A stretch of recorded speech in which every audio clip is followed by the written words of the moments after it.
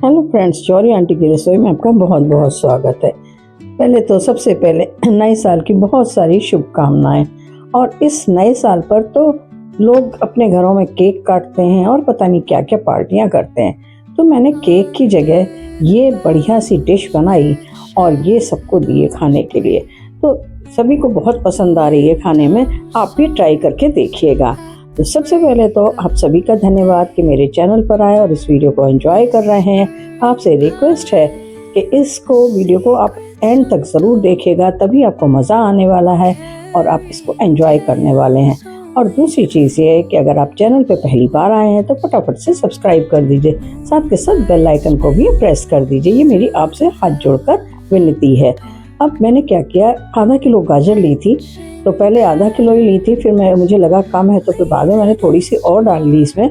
और फिर इसको धो के साफ करके छील करके और पोंछ करके सुखा लिया। फिर उसको रफली काट लिया और काट करके इसको मैंने मिक्सिंग ग्राइंडिंग जार में डाल दिया और आधा कप के करीब मैंने इसमें दूध डाला और फिर इसको बिल्कुल बारीक इसका पेस्ट जैसा बना करके तैयार कर लिया। अब इधर गैस पर मैंने कढ़ाई चढ़ा दी और कढ़ाई में मैंने इसको जो मैंने अभी पेस्ट बना करके तैयार किया था वो डाल देते हैं। आप चाहें तो घी डाल दीजिए और घी में ही इसे भून लीजिए। मैंने बिना घी के भूना है क्योंकि मेरे घर में ऊपर से घी डाल के खाने में सबको बहुत मज़ा आता है। तो मैं इनका लास्ट में डालूंगी तो उसमें टेस्ट भी घी का बना रहेगा और ऊपर से जो कोई भी डलवाएगा वो डाल सकता है। लेकिन ये हलवा तो है नहीं कोई जो ऊपर से डाला जाए इसमें घी, तो इसमें घी ऊपर से नहीं डलेगा, पर लास्ट स्टेज पर आकर मैं इसमें घी डालने वाली हूँ। आप देखिएगा, लास्ट तक बने रहेंगे तभी आपको पता लगेगा कि घी मैंने इसमें किस समय डाला। अब इसमें जो गाढ़ा गाढ़ा पेस्ट लगा हुआ रह गया था थोड़ा सा जार में, उसे मैंने आधा कप दूध और डाल करके और फिर इसको मैंने हिला करके और इसमें डाल लिया। और फिर अब इसे मीडियम आंच पर मैं इसे धीरे धीरे करके चलाते हुए इसे पकाऊंगी, क्योंकि गाजर हमारी कच्ची है तो उसको पकने में थोड़ा टाइम लगेगा। और फिर गैस को स्लो कर दिया उधर, और इधर दूसरे वाले चूल्हे पर मैंने दूध चढ़ा दिया गर्म होने के लिए, गाढ़ा होने के लिए, क्योंकि दूध गाढ़ा वाला चाहिएगा ही हमें इसमें। इतनी देर में जब ये थोड़ा सा पक रहा था तभी मैंने इसमें केसर के 5-6 धागे डाल दिए। उससे क्या होता है, खुशबू भी बड़ी अच्छी आती है और कलर तो ऑलरेडी गाजर का बहुत ही अच्छा कलर होता है, लेकिन इससे कलर और आ जाता है। फिर उसके बाद मैंने आधी पौन कटोरी के करीब चीनी ले ली और चीनी डालकर उसको चीनी को भी मैं इसमें मिक्स कर देती हूँ। और मिक्स करेंगे तो ये ध्यान रखेंगे कि अच्छी तरह से चलाइएगा, बीच में रोकेगा नहीं, क्योंकि अगर आपने ऐसा किया तो चीनी की गांठें बन जाएंगी और नीचे चीनी जमने लगेगी। तो चीनी बिल्कुल अच्छे से मिक्स होनी चाहिए। जब तक कि ये घुल नहीं जाती चीनी तब तक आपको इसको चलाना है। तो बस ये चलाते हुए इसको घोल लीजिए और बीच बीच में दूध की तरफ भी ध्यान रखिए, उसको भी चलाते जाइए। इसमें भी मैंने केसर के 5-6 धागे डाल दिए, इससे कलर बहुत बढ़िया आ जाता है। तो आप समझ ही रहे होंगे कि क्या चीज़ बनने जा रही है। अब इसमें दूध है मैंने आधा कटोरी करीब चीनी डाल दी, यानी जितनी मैंने गाजर में डाली थी उतनी ही करीब इसमें मैं चीनी डाल देती हूँ और इसको फिर चलाकर अच्छे से मिक्स कर लिया। क्योंकि ये दूध है, लिक्विड चीज़ है, तो इसमें चीनी का जमने का सवाल नहीं उठता, लेकिन फिर भी चलाकर इसे घोल लेंगे। गर्म दूध है इसलिए बहुत आसानी से चीनी घुल जाती है। अब मैंने इस तरफ फिर से ध्यान दिया, यानी दोनों गैस पे आपको इक्वली वर्क करना है।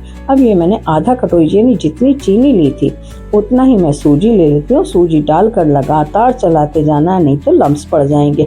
लम्स नहीं पड़ने चाहिए, बस इसको इसी तरह से चलाते जाएंगे जब तक कि ये गाढ़ा बन करके, इसका डो जैसा बन करके तैयार नहीं हो जाता है। गैस को मीडियम कर सकते हैं पर बहुत तेज़ नहीं करना है। अब ये मैंने पिंच भर करीब, यानी बहुत छोटी वाली जो चम्मच होती है उसमें से बहुत थोड़ा सा 1/4 चम्मच के करीब मैंने इसमें बेकिंग पाउडर डाल दिया है। अब आपकी मर्जी है, बेकिंग पाउडर डालें ना डालें कोई फ़र्क नहीं पड़ता, लेकिन मन में रहता है ना कि सूजी है कहीं ऐसा ना हो कि फूले नहीं और ये इसमें जाली नहीं पड़े और अच्छा सा नहीं बन में सॉफ्टनेस नहीं आए, तो इसलिए मैंने थोड़ा सा डाल दिया। बहुत ज़्यादा डालने की ज़रूरत नहीं। अब एक साइड में जो हमारा डो तैयार हो रहा था उसको एक साइड में करके और फिर मैं ये 1.5 चम्मच के करीब इसमें घी डाल देती हूँ। घी आपकी इच्छा है कितना डालें।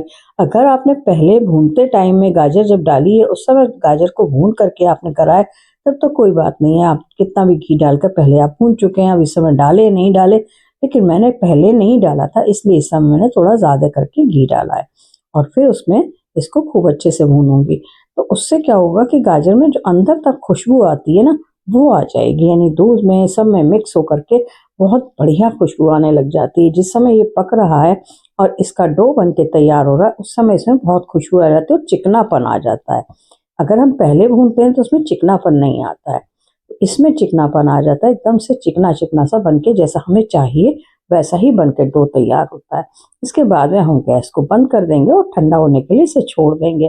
जब तक ये ठंडा हो रहा है तब तक हमने गैस में जो हमारी रबड़ी बनकर के तैयार हो रही है उसकी तरफ भी ध्यान रखेंगे, उसे भी नहीं छोड़ना है।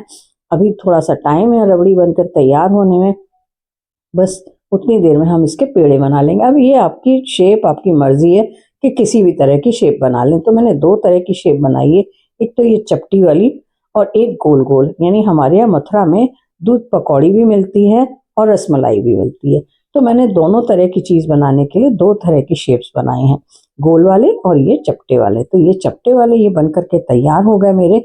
अब मैं गोल वाले बना लेती हूँ। इधर मैंने कढ़ाई चढ़ाकर और कढ़ाई पे थोड़ा पानी डाल के बॉईल करने रखा, एक स्टैंड रख के उस पर जाली रख दी और ये मैंने जो गोल वाले पेड़े बनाए थे वो इसमें मैं डाल करके और स्टीम होने के लिए रख दूंगी। तो ढक दिया और ढक करके 5 से 7 मिनट ही ढक करके करेंगे, तेज आंच नहीं रखनी है, मीडियम आंच पर ही इसको आपको पकाना है। बस खाली इतना फ्लफी हो जाए, जैसे कि हमारे इडली वगैरह अगर हम बनाते हैं ना तो बस उस तरह का होता है। बस ये देखिए आप कितने फूले फूले से तैयार हो गए हैं पक करके मेरे। तो अब मैं गैस को बंद कर देती हूँ और इसे ठंडा होने छोड़ देते हैं। जब ये थोड़ा सा ठंडा हो जाता है तब इसकी प्लेट को बाहर निकालेंगे और बाहर निकाल करके भी इसको ठंडा होने के लिए छोड़ देंगे। इतनी देर में मेरी ये रबड़ी बन करके तैयार हो गई थी। ये अभी गर्म ही है क्योंकि गरम गरम में ही मज़ा आने वाला है। तो ये बस इसको मैंने उतार लिया, गैस बंद कर दी दोनों साइड की और फिर इसको मैंने सर्विंग के लिए तैयार किया। तो पहले तो ये हमने जो रबड़ी वाला गाढ़ा वाला दूध तैयार किया था वो मैं डाल देती हूँ और फिर उसके बाद में इसमें जाएंगे हमारे जो बने हुए पकौड़ियाँ सी रखी हैं, ये रसमलाई जो रखी है, दूध पकौड़ी रखी है जिसको बोलते हैं, और या फिर रसमलाई चपटी वाली, ये हम इसमें डाल देंगे। आप चाहें तो पहले से गैस पर करके भी पका सकते हैं, कर सकते हैं, लेकिन उसमें मुझे नहीं अच्छा लगता, बहुत ज़्यादा अंदर तक चला जाता है। अब ये करके उसके बाद में ऊपर से हम इसमें ये वाला दूध और डाल देंगे। तो आप देखेंगे कि ऊपर से पूरा अच्छे से करके डालें तो जो मलाई मलाई सी जमी हुई होती है ना वो भी आ जाती है इसमें।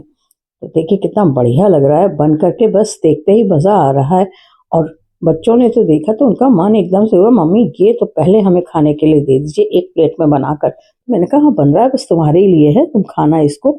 और फिर ये देखिए ये बन गया और इसमें ऊपर से 2-3 केसर के धागे और डाल दिए। देखने में बहुत सुंदर लगता है और खाने का बस एकदम से मन चलता है। ये बड़ी वाली जो रसमलाई बनाई थी मैंने चपटी वाली, वो एक प्लेट में वो तैयार किया और एक प्लेट में ये तैयार किया। खाइए, खिलाइए, एंजॉय करिए और नए साल को बहुत अच्छे से मनाइए। फिर मिलेंगे, till then have a nice day, bye.